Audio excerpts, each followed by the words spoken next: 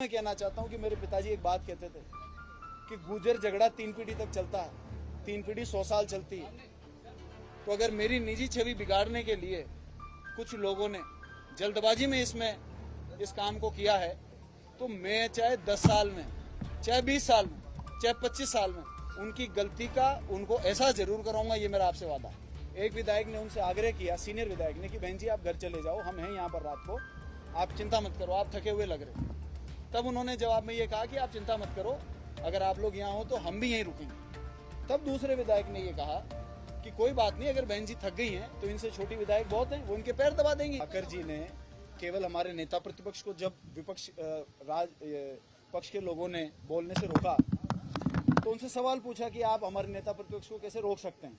इसी बात के ऊपर बतंगड़ उठा के, क्योंकि उनकी किरकिरी राजस्थान के लोगों के सामने आ रही थी, एक कानून मंत्री अपने ही बेटे को डबल एजी बना दे और अपने ही घर में जो आम भारतीय जनता पार्टी के कार्यकर्ता को या किसी अच्छे वकील को जो सरकार का अच्छा पक्ष रख सके, उसके अधिकार को अपने घर में देने की कोशिश करे, ये मुद्दा नेता प्रतिपक्ष उठा रहे थे।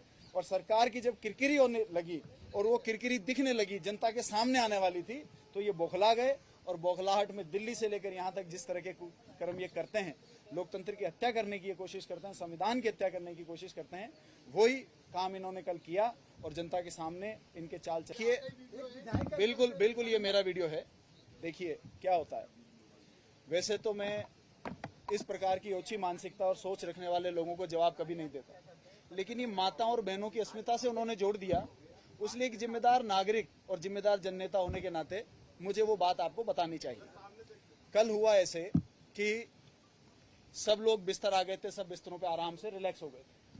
सुशीला डूडी जी बेंच पर बैठी हुई थी, पूरे दिन के हंगामे से बहुत थकी हुई थी। एक विधायक ने उनसे आग्रह किया, सीनियर विधायक ने, कि बहन जी आप घर चले जाओ, हम हैं यहाँ पर रात को, आप चिंता मत करो, आप थके हुए लग रहे।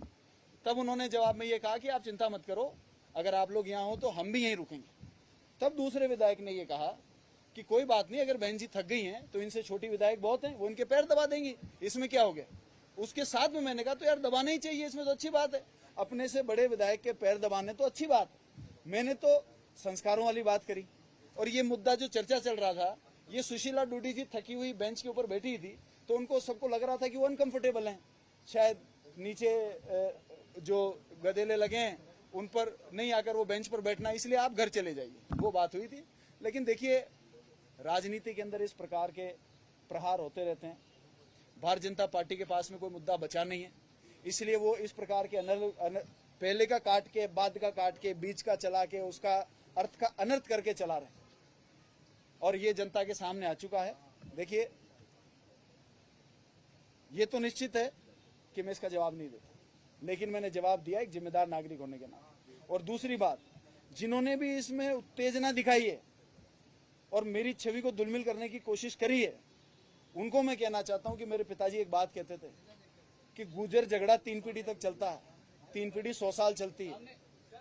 तो अगर मेरी निजी छवि बिगाड़ने के लिए कुछ लोगों ने जल्दबाजी में इस काम को किया है और वीडियो को काट कर एडिट करके, तो मैं चाहे 10 साल में, चाहे 20 साल में, चाहे 25 साल में उनकी गलती का उनको ऐसा जरूर कराऊंगा, ये मेरा आपसे वादा है।